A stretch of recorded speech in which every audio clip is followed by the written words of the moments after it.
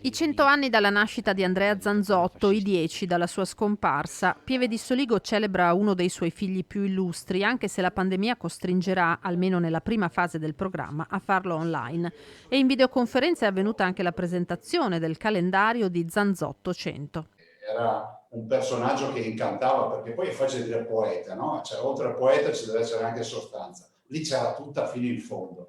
Lui è stato un Veneto ante litteram, questo lo potremmo dire. Se si pensa che già nelle Ecloghe del 62 lui parla ad esempio delle nostre colline. Eventi, mostre, incontri da domenica. Tutto fondamentalmente via online, quindi con pochissima partecipazione delle persone purtroppo.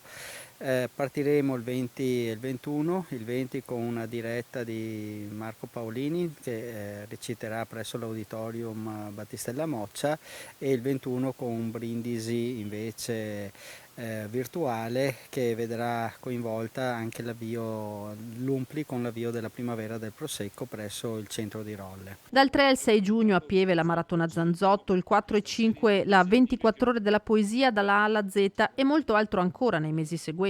Il 10 ottobre, data di nascita del poeta, l'inaugurazione della restaurata casa paterna. Ma tantissimi vedranno l'avvio quest'anno, poi continueranno anche nel 2022 e nel 2023, perché il centenario sarà ufficialmente concluso nel marzo del 2023.